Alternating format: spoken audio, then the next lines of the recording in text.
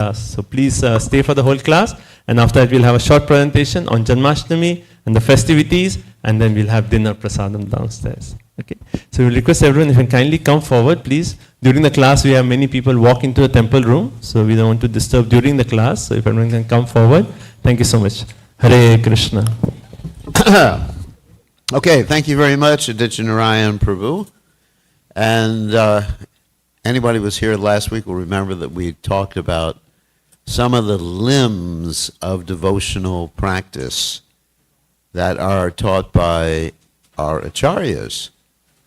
So specifically, we're going to be making reference to some of the limbs we didn't talk about last week. And these limbs of devotional service have been specifically given to us by Srila Rupa Goswami. Actually, let's chant Jai Radhamadhava, and then we can speak a little more philosophy and introduction after that. Jaya Radhamadhava Kunda Biharte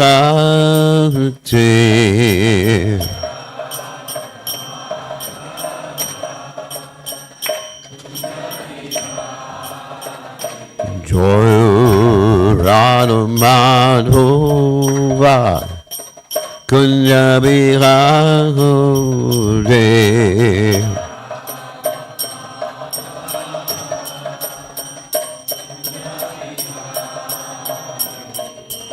Gopi Janabalaba Giribadudade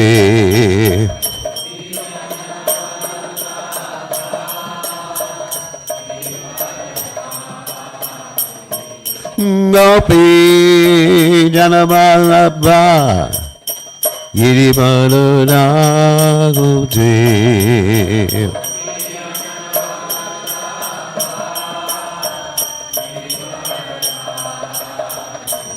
Yasodananda Rajajana Ranjana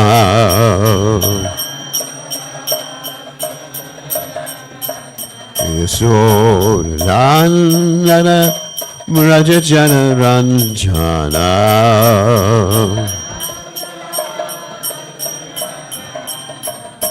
Jamuna Tera Banachare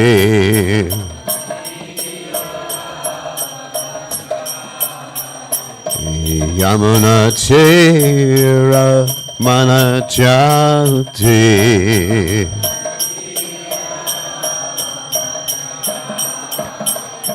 Jai Hurad Homad Kunja Bihati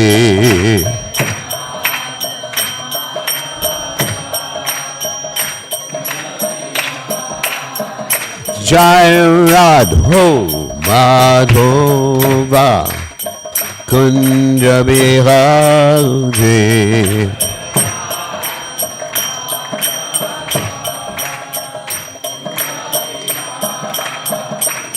Jaya Sri Krishna Chaitanya Prabhu Nityananda Sri Advaita Gadadha Sivasadi Gaur Bhaktivinoda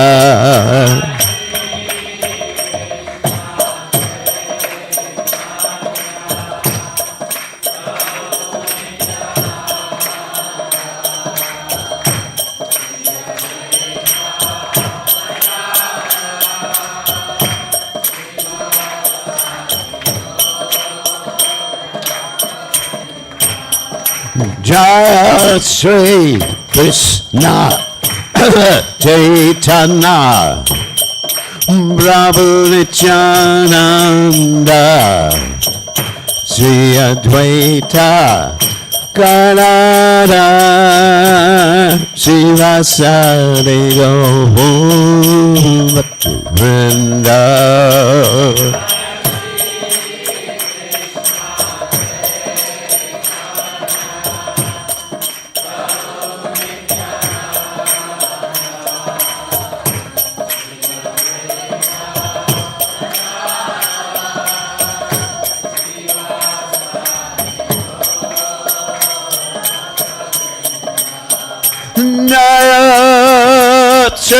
Krishna Chaitanya Prabhu Nityananda Shri Advaita Gadadhar Shri Vasudeva Gaur Bhakta Vrinda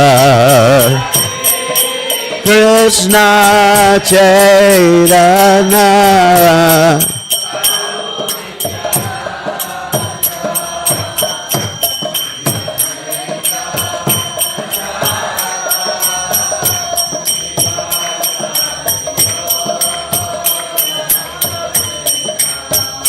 Jaya Shri Krishna Chaitanya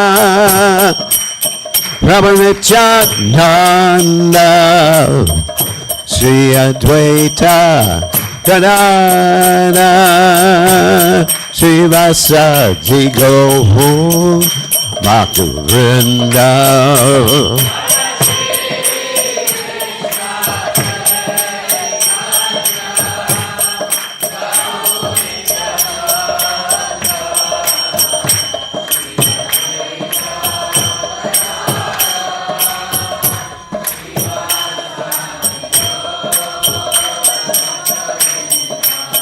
Hare Krishna, Hare Krishna, Krishna Krishna, Hare Hare, Hare Rama, Hare Rama, Rama Rama, Hare Hare.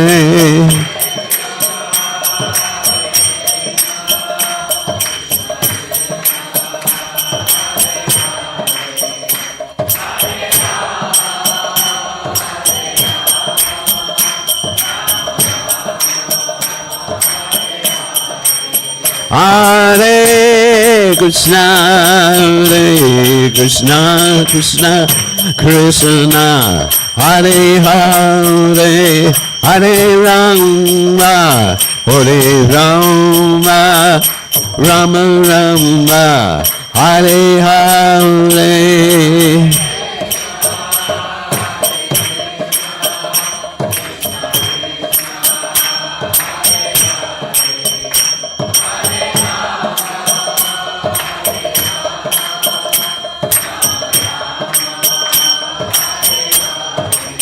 Hare Krishna, Hare Krishna, Krishna Krishna, Hare Hare, Hare Rama, Hare Rama, Rama Rama, Hare Hare.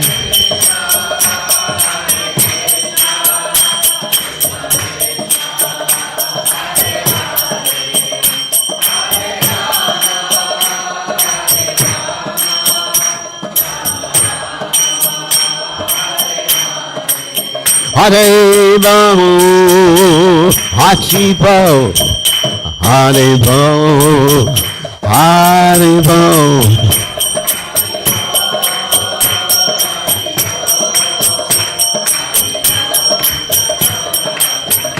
Jaya Jaya Prabhupada, Prabhupada, Prabhupada, Prabhupada.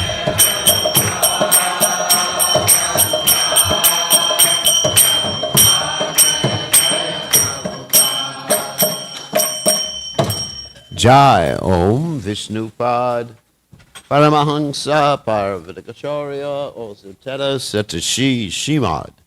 His Divine Grace Savaya Chalananda Bhaktivedanta Goswami Maharishi Srila Prabhupada Ki Jai. ISKCON Founder Acharya Srila Prabhupada Ki Jai. Anantakoti Vaishnav Vrinda Ki Jai. Namacharya Srila Haridas Thakur Ki Jai. Prem se kaho Shri Krishna Chaitanya Prabhu Nityananda Shidwaita Gadada Shivasati Gaur Bhaktivinoda Ki Jai Shri Shri Radha Krishna Gopikapanath Shyama Kunda Radha Kunda Giri Govardhan Ki Jai Vrindavanam Ki Jai Machuram Ki Jai Jagadada Sami Ki Jai Madhumai Ki Jai Shrimati Lasi Devi Ki Jai Samveda Bhaktivinoda Ki Jai Gaur Premananda Hari Hari Bol. All glorious the assembled devotees, all glorious the assembled devotees, all glorious the assembled devotees, all glorious to Shri Guru and Gauranga Srila Prabhupada Ki Jai Namah Vishnu Padaya Krishna Pastaya Budale Srimati Bhaktivedanta Swami Namani Namaste Saraswati Deve Gauravani Pacharni Nivashesha Shunyavadi Paschatya Deja Tarni Om Ganati Miranda Shah Gananjana Shlakaya Chakshuran Meditam Yena Tasmai Shigravena Maha. I offer my obeisances at the lotus feet of my spiritual masters, Divine Grace A.C. Bhaktivedanta Swami Srila Prabhupada, who kindly opened my eyes with the torchlight of knowledge while I was blinded in the darkness of ignorance. So today we're going to continue with the discussion we started last week about the different items of practice in devotional service. And these different items of practice are given to us, and were given to us, by Srila Rupa Goswami. Now, Lord Chaitanya Mahaprabhu's initial, let's say, descendants, disciplic descendants, are called the 6 Goswamis of Vrindavan. And amongst them, 3 are dealing with the different aspects of devotional service. And we spoke a little bit about this last week. They have Sanatana Goswami dealing with Sambandha Gyan. That means knowing who God is, knowing who we are, knowing what the material energy is. That's where we are now. Of course, this is simple. And knowing about the spiritual energy and their relationships between them. So that's Sambandha, called Sambandha Gyan. And there's Abhideya, dealing with the process of connecting to the Lord and realizing one's identity as a servant of the Lord. And then there's Prayojana, which is basically perfection, like that. And so, Sanatana Goswami is the Acharya of Sambandha, Rupa Goswami is Abhideya, and Raghunath Das Goswami is Prayojana. So in the category of Abhideya, there is practice, and then there is spontaneous practice, then there is ecstasies, and then finally you got pure love of God, which actually goes to the Prayojana category. So Rupa Goswami teaches about all these different aspects. So let's talk about practice right now, because practice has 2 aspects, which we just mentioned, which is practice according to rules and regulations. In other words, I should do this because this way I'll achieve my goal. That's the first aspect of practice. The second aspect is called Raganuga Bhakti, in which Raganuga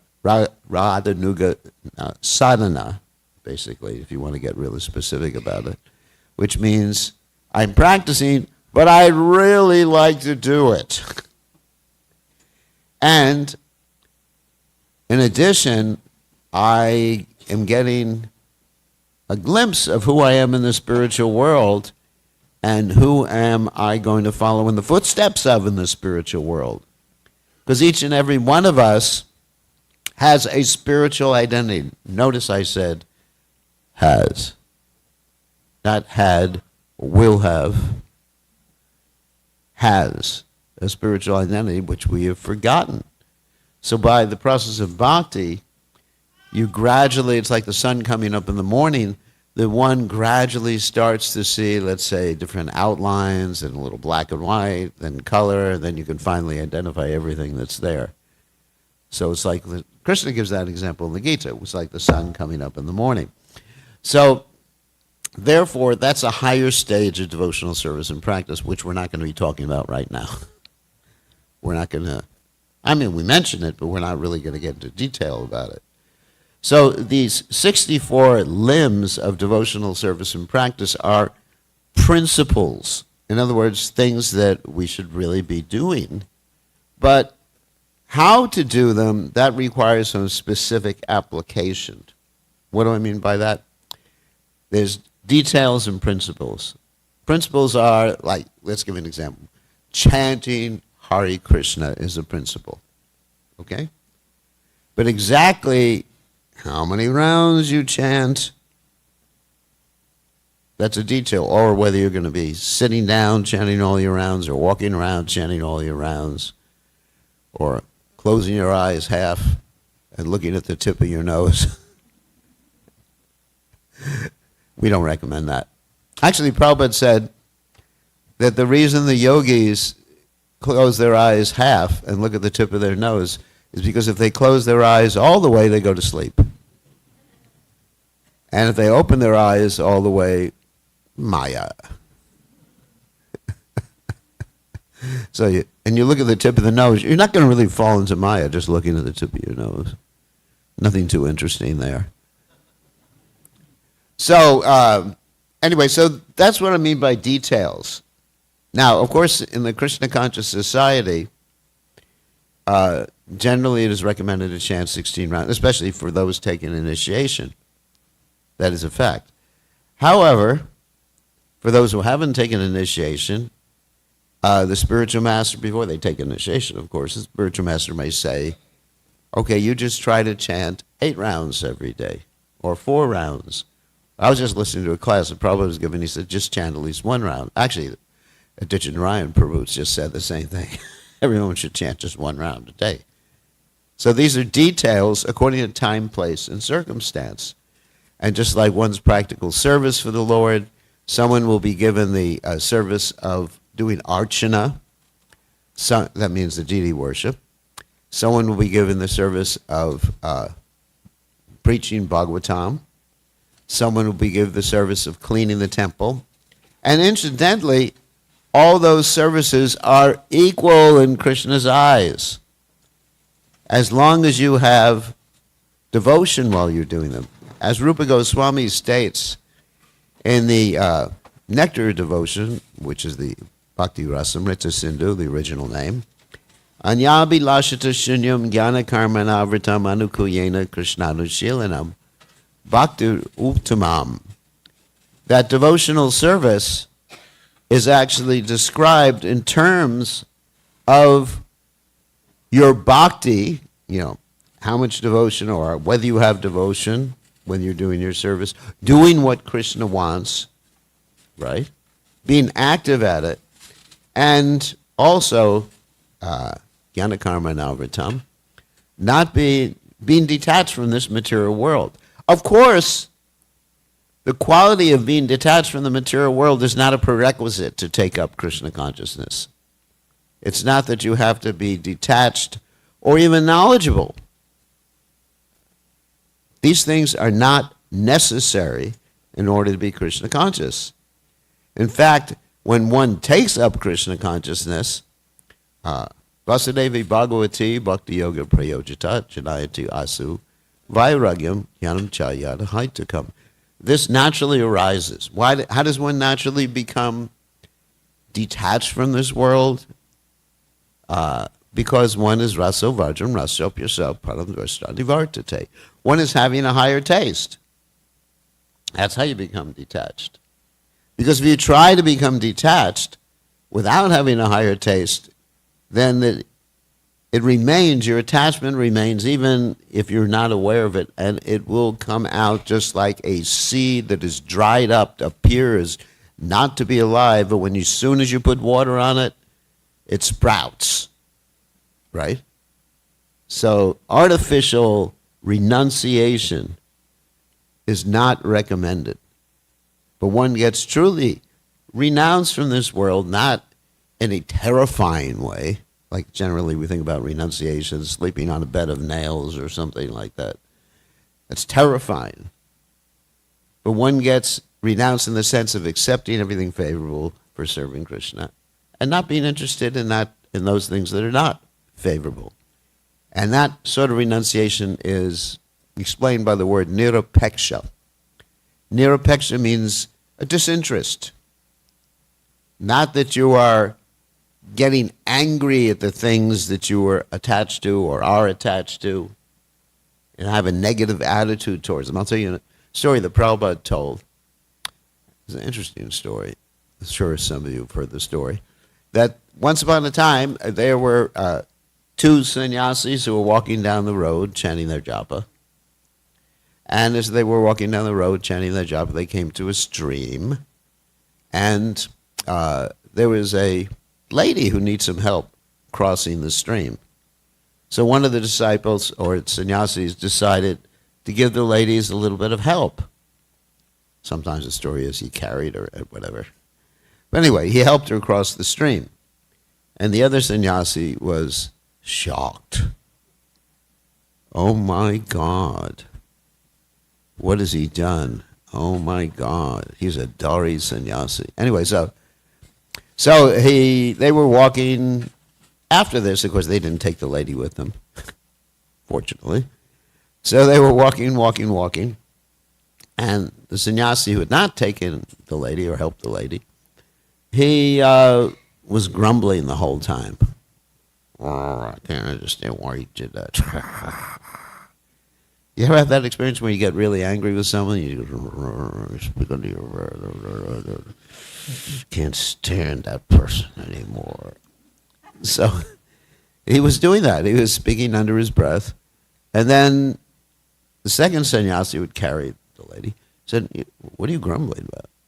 And the first sannyasi said, "I saw you carry that lady." And the sannyasi who would carry the lady said, "Yeah, I carried the lady, but I just carried her across the river, and you've carried her for, 10 miles or yojana, whatever it was." So, there's an example of healthy detachment. One just does his duty. And another one is just like unhealthy detachment, where one has a negative attitude towards things. And of course, we're supposed to be engaged in yukta vairagya in the Krishna conscious movement, which means we understand that, what is that? A mala. Okay. Thank you. Did you make that? Thank you. Made with love and devotion. We understand that Ishavashamidam Savam Yatkancha Jagdam Jagat Tena Jagdena Bunjara Magartha Kasasvidanam. Everything belongs to Krishna. And Yukta Vairagya means we use things in Krishna's service. Like Prabhupada was very expert in that. He came to America and he saw a lot of things that most Vaishnavas would reject. Those things are us. Anyway.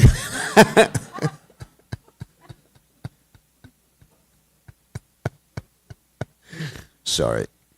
The people in the West, and of course now in India you're joining the West, so welcome.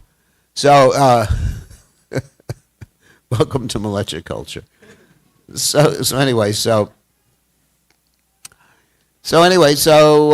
Prabhupada saw most of his godbrothers were just like, ew, Malachas, yuck. Not understanding, Prabhupada was able to engage the hippies and turn them into happies. Not understanding that we're not the body.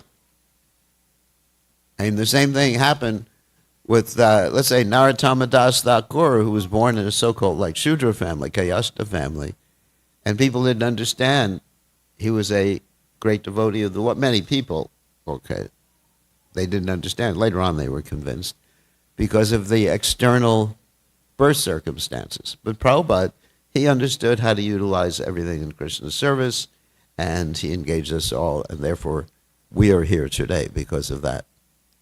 So, anyway, so that's the point about devotional service. That if one engages in devotional service, chanting the holy names and following the principles we're going to list here, and also takes advice from the spiritual master and other sadhus as to how to apply these particular principles, one will make advancement in devotional service and eventually realize their spiritual nature. So, last week we did, I'm going to just go quickly, accepting the shelter of the lotus feet of a bona fide spiritual master, becoming initiated by him, obeying the orders of the spiritual master with faith and devotion. We only did 7 last week. Following the footsteps of the great acharyas under the direction of the spiritual master, inquiring from the spiritual master how to advance in Krishna consciousness. See how many of these are dependent upon the application. Because you can read the Vedic literatures till the cows come home. Even you won't understand the philosophy, you won't understand the conclusion of the Vedic literatures if you just read the Vedic literatures. As mentioned, Tarko, Pratishta, Shutina, Vivina. The Mahabharata states this. Tarko, Pratishta, Shutina, Vivina. You will not understand the absolute truth, what to speak of applying or practicing the absolute truth by logic and reasoning. That's Tarka. Pratishta, Shutina, Vivina, nor by studying the Vedic literatures, because the Vedic literatures are so variegated. Most of the Vedic literatures are dealing with the modes of nature. Tragunya Vishya Veda Nis Tragunya Pavarjana. Nirdvanbo Nitvastatvasto. Niryoga Kshema Atmavan. This is from Gita, where Krishna says that Vedas mainly deal with the three modes of material nature. So simply studying the Vedic literatures, you're not going to understand the goal. You're not going to understand how to proceed towards the goal. You're not going to understand how to practice devotional service unless you take guidance from superior authority. I mean, just like Arjuna in the Bhagavad Gita, he was quoting the Vedas to try to get out of doing his duty, right? He said, if we kill all these soldiers, the ladies will not be protected, and there'll be unwanted progeny, and et cetera, like that. Sin will overcome us. And, these definitely are true statements from the Vedic literatures, but we have to understand the statements in the Vedic literatures come in a particular context. Everything is contextual. And different, as I often say, different shlokas for different folks. That's a good one. So, in other words, different injunctions apply to different people, different circumstances. Therefore, you see these first instructions all involve approaching a superior personality, taking initiation, getting instruction on how to advance in Krishna consciousness, and then, of course, being prepared to give up anything material for the satisfaction of the Lord. And this is the last one we talked about last week. Residing in a sacred place of pilgrimage like Dwarka or Vrindavan. These are very important principles. And of course, that doesn't mean, and I'm really reiterating what I said last week, that everyone has to move to Dwarka or Vrindavan. Because if you chant the holy names, you read Prabhupada's books, you follow the practices of Krishna consciousness, you have a little deity in your house, or big deity, as the case may be, then your home is as good as Vrindavan. Remember that. By chanting the holy name, the interesting thing is that chanting the holy name is more powerful than all the pilgrimage places put together. Hare Krishna, Krishna Krishna, Hare Hare, Hare Rama, Rama Rama, Hare Hare. Wow. And so you can bring all the pilgrimage places with you wherever you go. That's one of the things that impressed me when I was coming to Krishna consciousness, that I could always bring my best friend with me all the time. Wouldn't it be nice to have your good friend, your best friend with you all the time? Well, every time you go, Krishna, Bhaktaram Jakatapasam Sarva Lokamaheshwaram, Suridam Sarvabhutanam Getwamam Shantik, Sukrishna Surit. Right? He's your well-wisher. He's your loving friend, heart friend, Surit, good heart. So every time, that's really reassuring that whatever else is going on in the world, you just go Krishna. And he's there, and you can talk to him. One of the processes of devotional service is Vadanam, means prayers. Of course, generally people think reciting prayers of notable personalities, which is true, great devotees, but you can make your own prayers. You can talk. You can go to the deities. You can talk to Radha Golokananda. When I first came to the movement, we used to have a ceremony, this is in Boston years ago, that every week the devotees would have a kirtan, and individually each devotee would go to the deities and explain to the deities what they had done that week and what they were thinking of and what their needs were and what their questions were, all those things. They had personal relationship. So Krishna consciousness is personalism.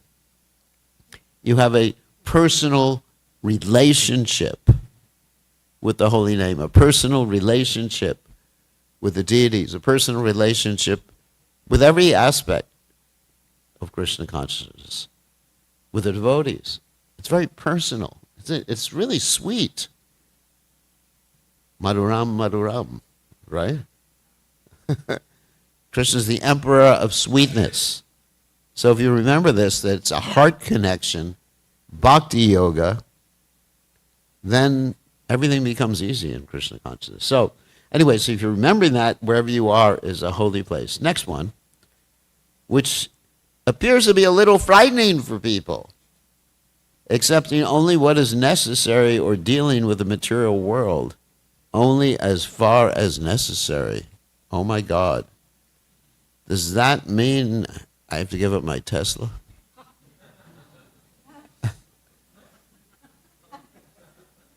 And just get some old Volkswagen or something? No. No. It means basically the same principle, the Yukta Vairagya, using everything in Krishna's service and not using it for anything that will take you away from Krishna. Also, this particular principle means not accepting even the practices of devotional service that may be too much for you. Like sometimes people take certain vows of austerities that may destroy their health. I'm not going to get into the details. Or they may take a vow to chant more rounds, like I'm going to chant 64 rounds, and then they're asked, do you want to go out and book distribution? No, I have to finish all my 64 rounds. It'll take me till 6 o'clock tonight, till prasadam time.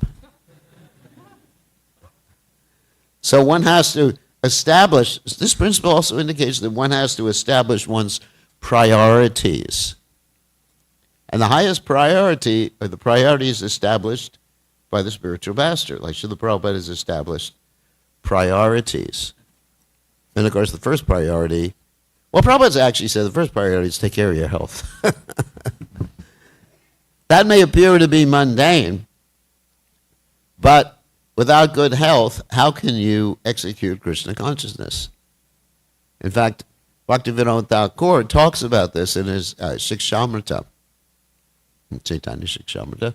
He says that we have these material needs, we have to take care of them in order to be able to be steady in devotional service. So prioritize things, your health, your sadhana, and then your service and bringing other people to Krishna consciousness. I mean, it depends on your specific, this is again the details. As I mentioned in the beginning of the class, there's the principles and the details. So we need to consult with the other devotees. What is practical for me in devotional service? How much of material energy am I able to engage? And how much is too little? Of course, in this particular picture, it's an interesting picture because it illustrates that Raghunath Das Goswami, who's in the center of the picture, great devotee in the center, who's being shielded from the sun by Srimati Radharani and protected by Krishna, who's standing back there from the tigers. So Raghunath Das Goswami wasn't dealing enough with the material, with, let's say, external aspects in his devotional service. What do I mean by that? Okay, tell the story. Once upon a time, Raghunath Das Goswami was chanting by the banks of the Shamakund and the Radhakund. And as he was chanting, he was outside, and it was very hot. For those of you who know India, it gets very hot.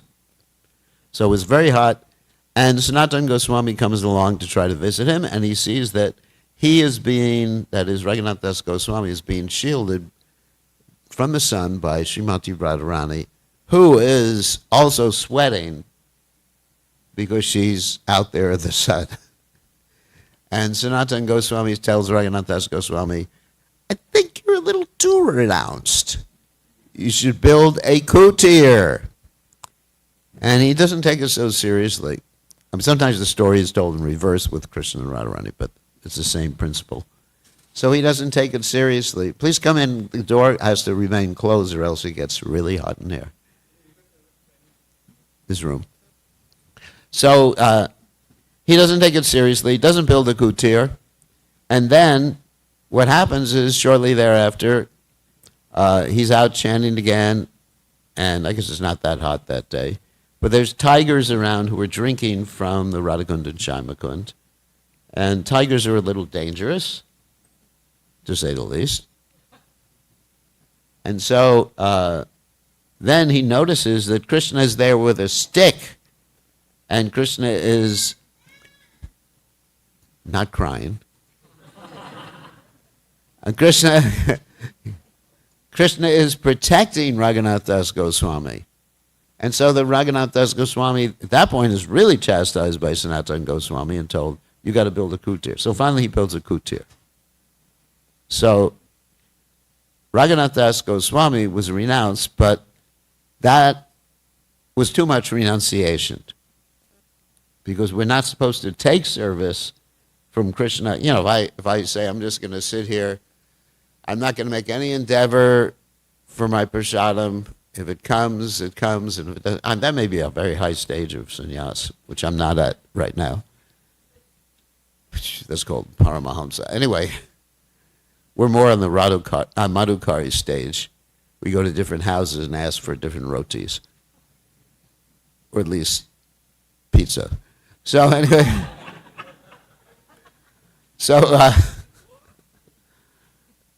I wish. So anyway, you know, it's too much. That's taking service from Krishna. You know, you don't take service from Krishna. And of course, a similar thing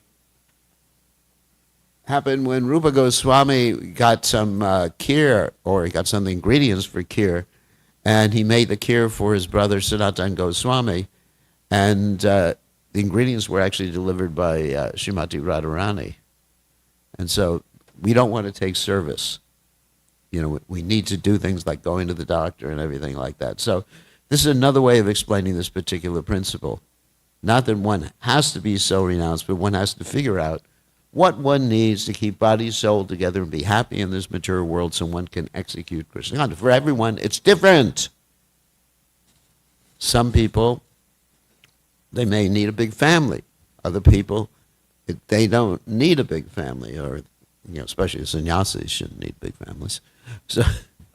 So everybody has different needs, and that can also be ascertained, again, by the association Guru Shastra Sadhu, especially the sadhus and the gurus, who can advise us in Krishna consciousness. Very important principle. Not accepting too much, not accepting too little. Not eating too much, not eating too little, not sleeping too much, not sleeping too little. Moderation. Here's a big one that's really important. But how to observe it is dependent upon your capacity. Everyone should observe Ekadasi by fasting from grains. That's the minimum. Grains, beans, and the most important part of Ekadasi is not that it's sinful to eat grains or beans, which it is, but the most important thing is to increase your chanting and hearing and devotional service in those days, because you make some special advancement on those days. Now, some devotees fast completely, some devotees do nirjal. That has to be, again, applied, taking the advice of advanced devotees and your own particular psychophysical nature. But Ekadashi is very important. It's the 11th day of the moon, the waxing and the waning of the moon. Every month, twice a month we have. Prabhupada said it also is good for your health. Prabhupada said in the Bhagavatam, Also, if everyone did that, it would save a lot of money in grains. The Prabhupada said that. It'd be good for the economy. So this is a very, very important point. Next one. Worshipping sacred trees like Tulasi. So I'm not going to tell the story of Tulasi Devi right now, but she is a great devotee, and Krishna will not accept offerings unless they have a tulsi leaf on them. So every day, someone's music is playing. So every day in the temple we have tulsi worship, just like you experienced here before the class. And we circumambulate tulsi, because one who circumambulates tulsi is circumambulating all of the three worlds and getting Krishna's mercy. Very, very important point. Next one is rigidly give up the company of non-devotees. Now, actually there's two types of non-devotees. That's a negative definition. But anyway, according to Lord Chaitanya Mahaprabhu, when he was asked about the essential quality of a Vaishnava, he stated the essential quality of the Vaishnava, a Vaishnava achar, a satsangachar, a Vaishnavachar, is to actually give up bad association. What does that mean, giving up bad association? Does that mean we don't talk to anybody who's not a Vaishnava? First of all, let's talk about who is not a Vaishnava. There's two types of people who are not Vaishnavas. One is in the dress of a Vaishnava, but very, very much interested just in material acquisition, material enjoyment.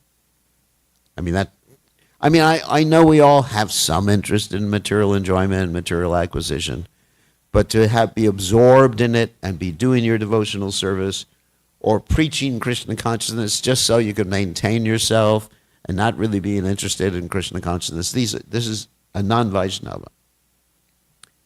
And then the second type is someone who is against the worship of God.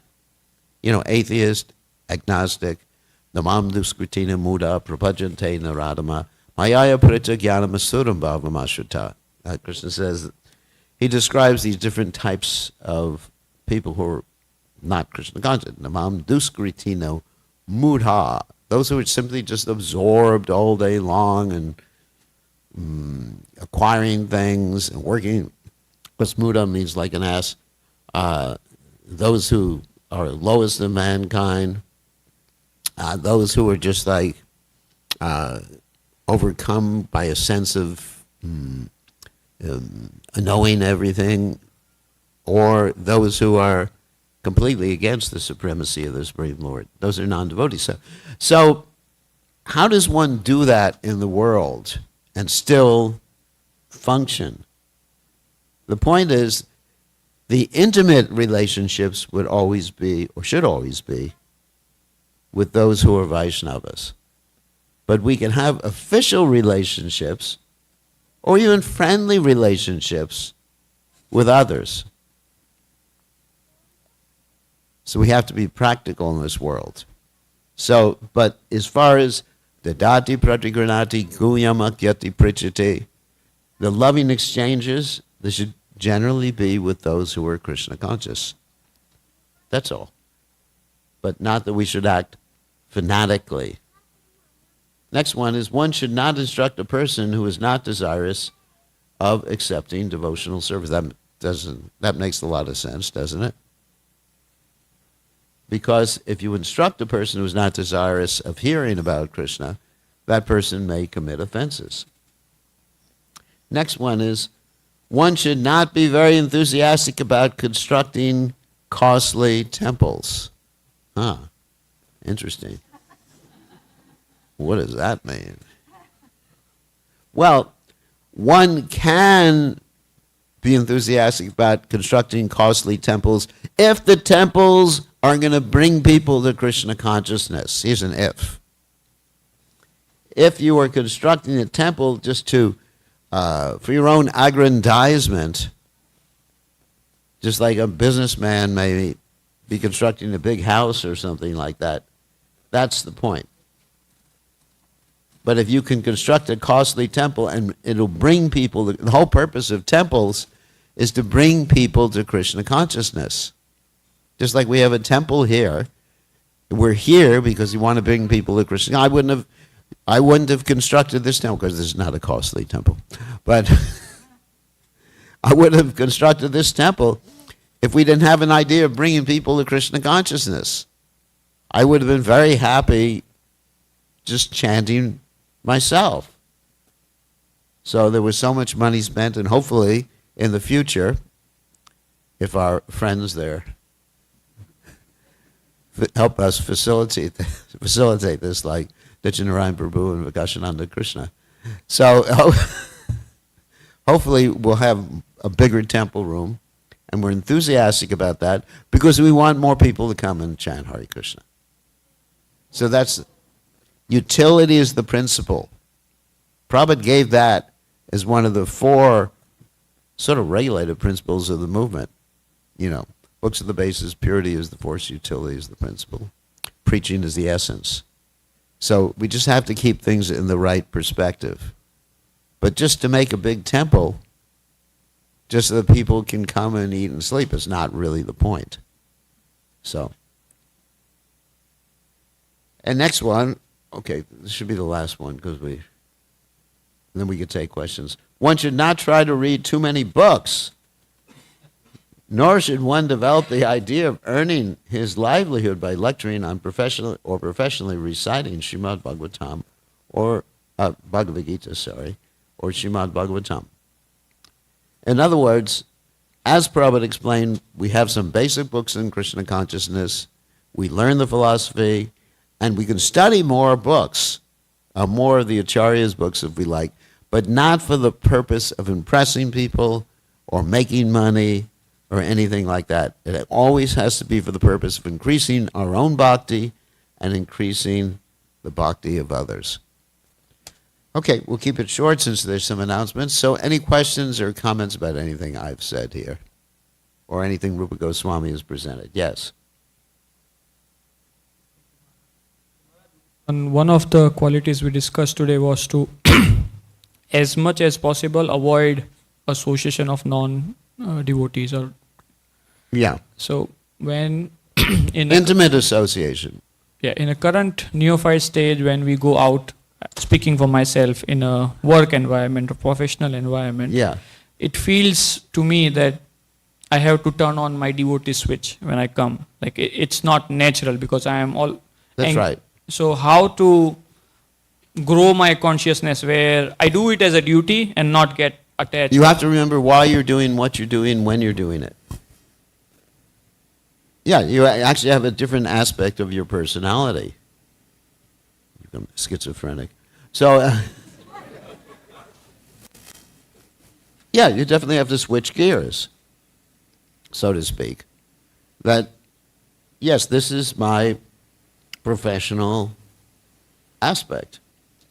But as far as, I mean, I don't think you should go to the bars at night with your workmates or anything like that. I mean, sometimes you can go to the Christmas party, but bring some prasadam to give them. But don't drink the eggnog.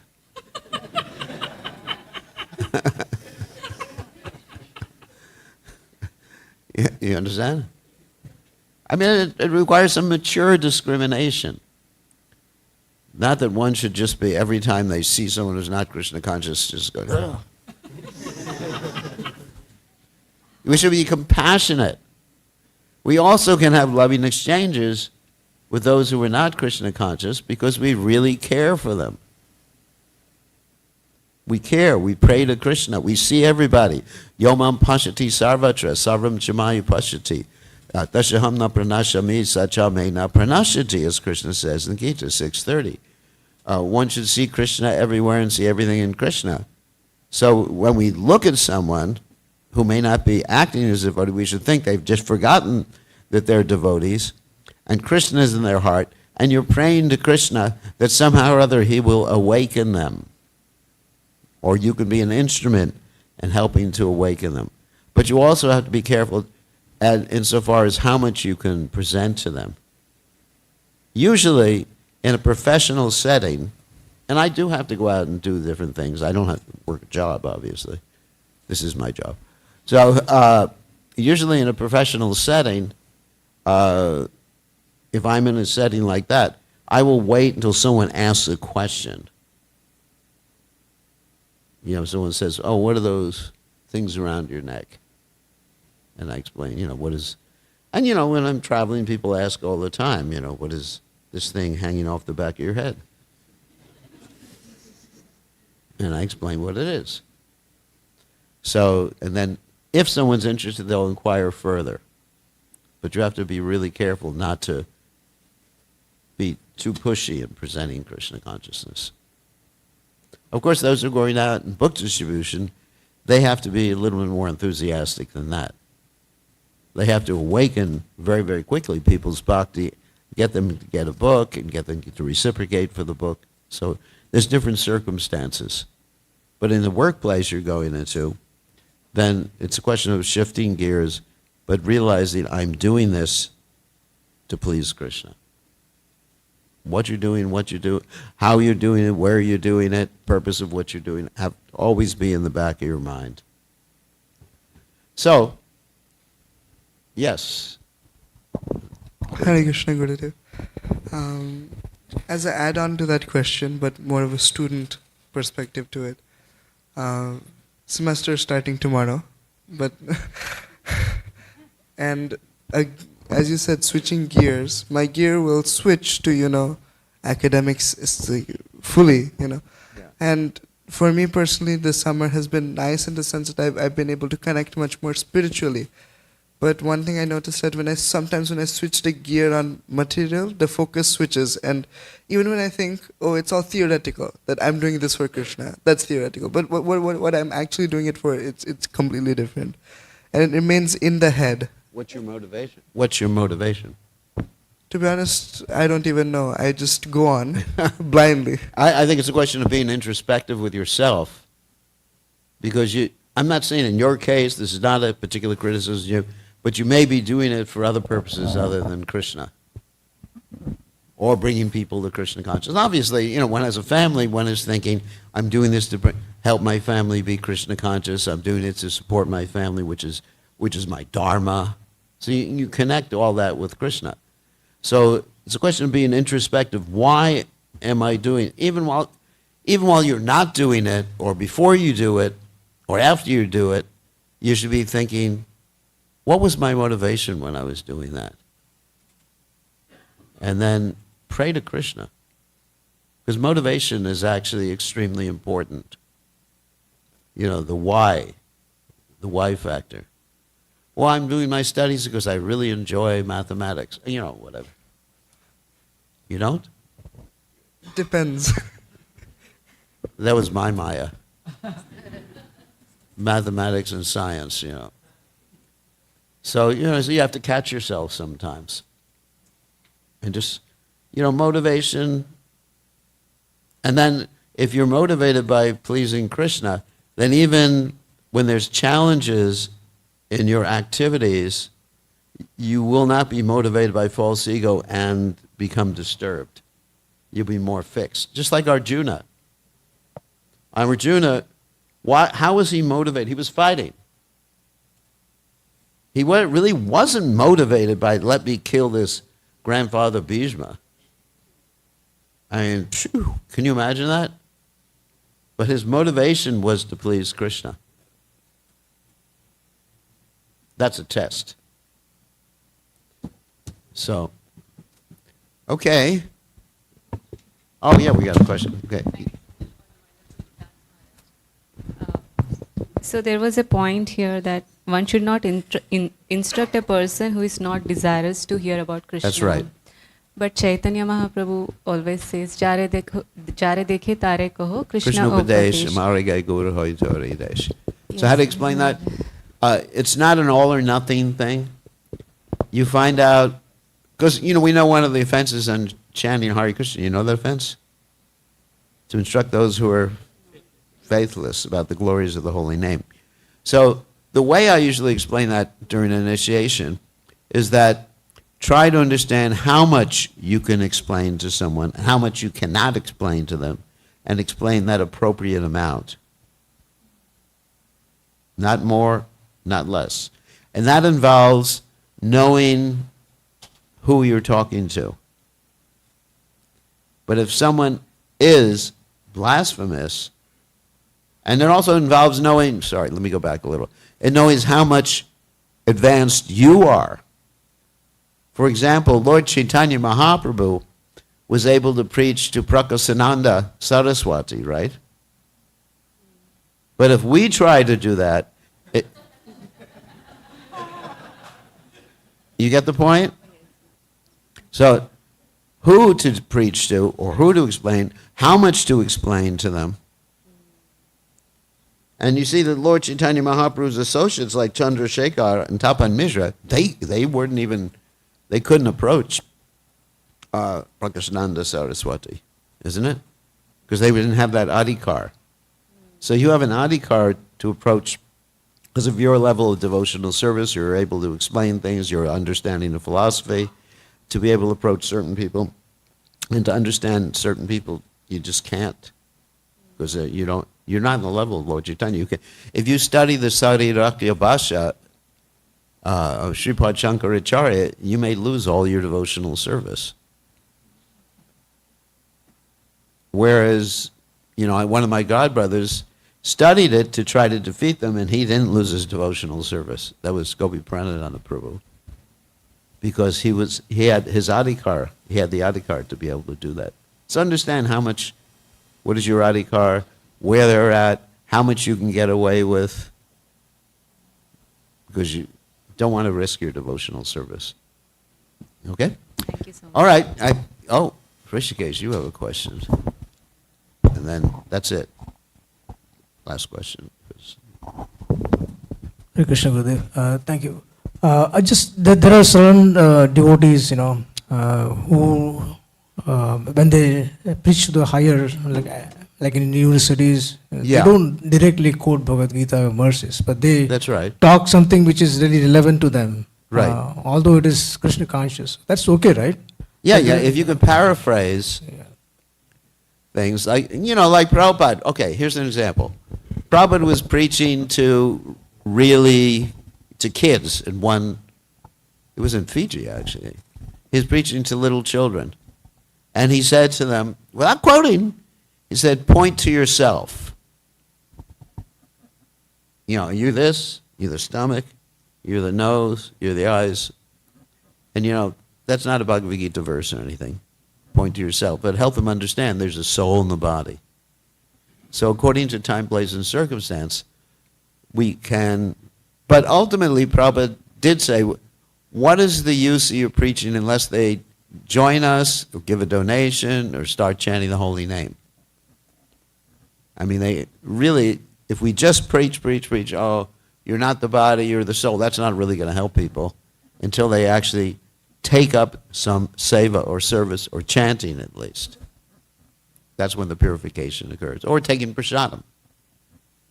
Like that. So we have to judge palena patachiyate by the results. Okay. So, Aditya Narayan Prabhu, you have some announcements for us. All glorious to His divine grace, Srila Prabhupada ki jai, Srila Rupa Goswami ki jai. And if you're interested in reading Rupa Goswami's book from which this class was taken, it's called The Nectar Devotional Bhakti Rasamrita Sindhu, and I'm sure Aditya Narayan Prabhu has some copies, or there's some copies down there in the store. So this book is very important. Prabhupada termed it the law book for the Krishna Conscious Society. Very, very important book. Okay. You need the... Hare Krishna, everyone. So let's express our gratitude to His Honorable Bhakti Bhir Krishna Goswami Maharaj. And it's so wonderful to actually hear this nectar of devotion.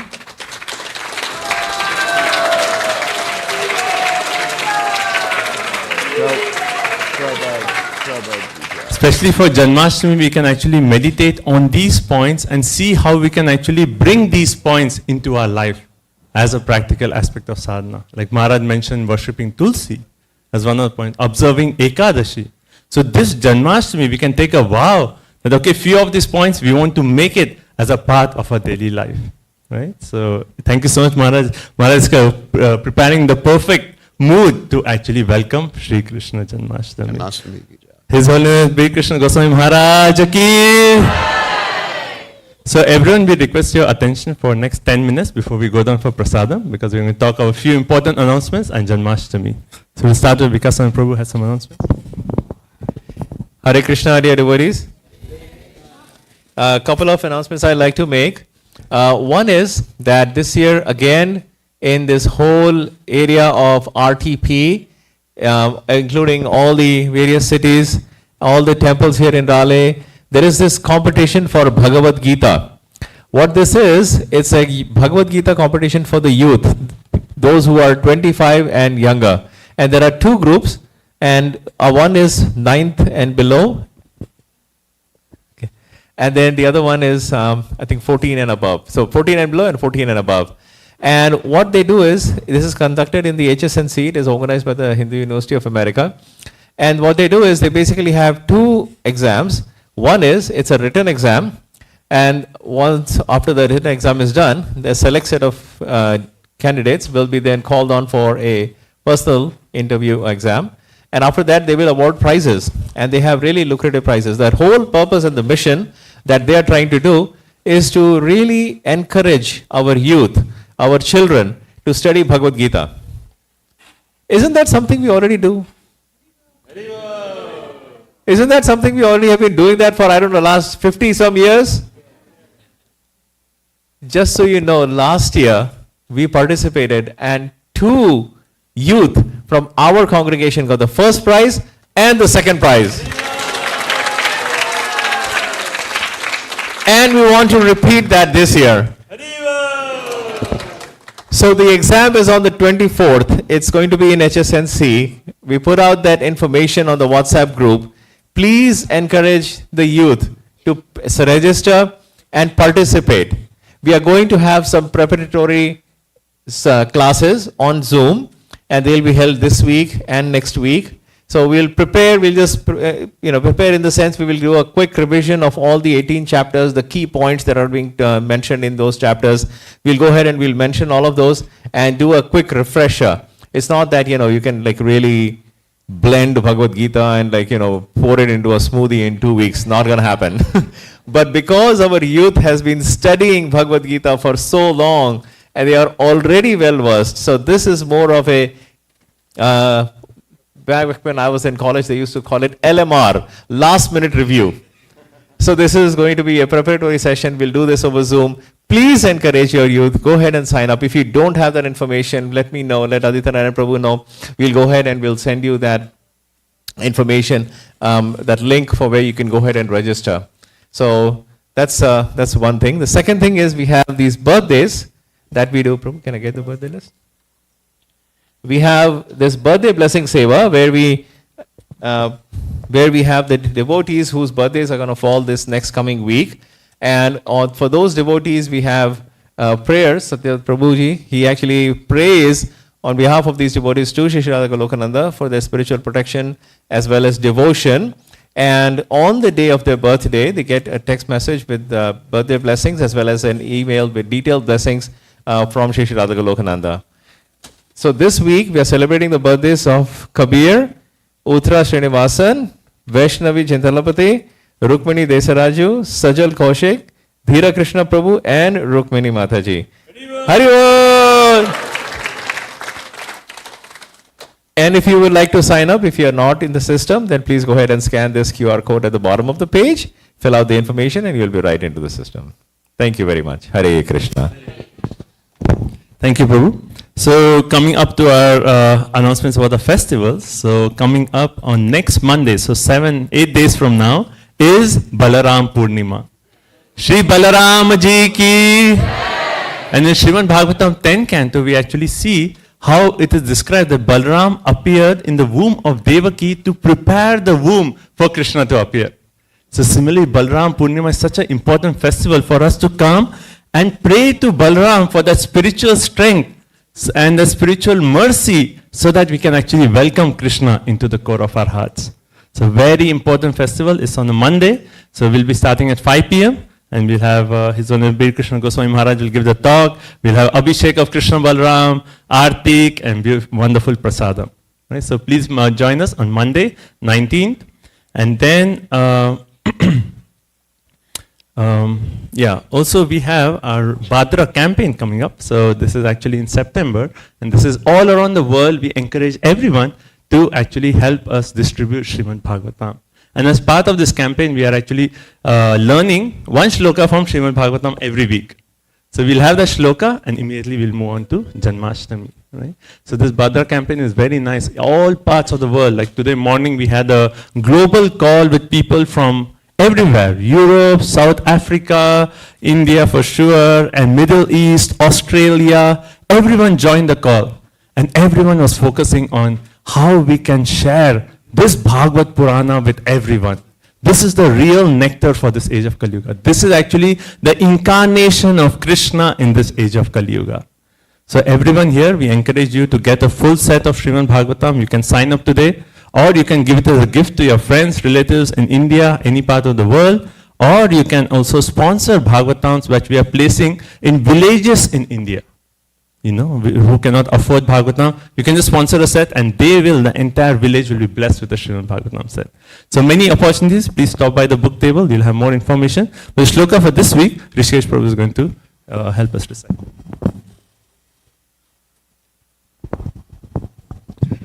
Hare Krishna, everyone. This is the Bhagavatam 1.7.7. It's glorifying Srimad Bhagavatam. So you can repeat after me. Yashaham vai shriya manayam Krishne paramapurushe Bhaktir utpadyeta pumsha Shoka moha bhaya apaha.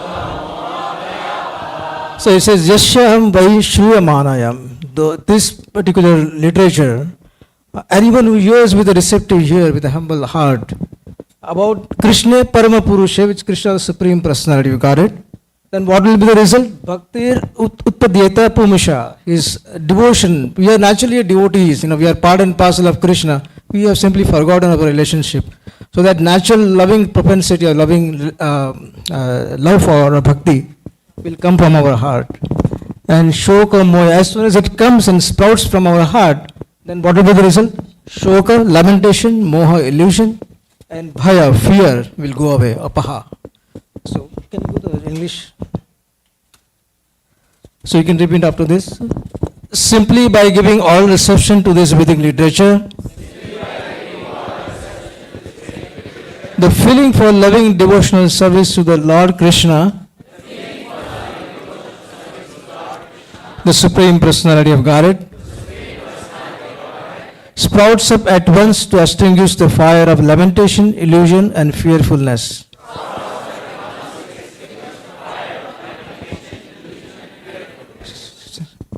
Thank you. So, Hare Krishna, Srimad Bhagavatam ki. So please try to memorize this shloka this week. This is from Srimad Bhagavatam, 1st canto, 7th chapter, text number 7, 1.7.7. Can you move on to Janmashtami? So, first line. So, Janmashtami, this is our, as I mentioned, our biggest festival of the year, and we get thousands of people come during on that day of that evening. And every year on Janmashtami, we have the darshan line starting from here, going all the way to the parking lot. Thousands of people come to take darshan, right? So our Janmashtami is very, very popular. It's a huge celebration, and we need each one of your help to actually make this Janmashtami successful. Actually, Janmashtami is the day when Krishna actually appeared into this material world to actually reclaim each one of us. So this is the opportunity for each one of us to offer a seva, to reciprocate with the love of Lord Shri Krishna. And we see that Janmashtami, when we are all as a team come together and offer seva, we can feel that nectar, that happiness in the heart of serving Krishna together. And that actually invokes the mercy of Sri Sri Radha Golokananda. So this service is actually a blessing for each one of us. So please sign up. We are going to quickly go through all the different departments. Again, it's August 26th. It's on Monday. Okay, I'm going to stand here, sorry. Okay, next slide. So first seva is just a list of seva. Every slide is focusing on one particular seva. Prasadam cooking. We are going to cook for over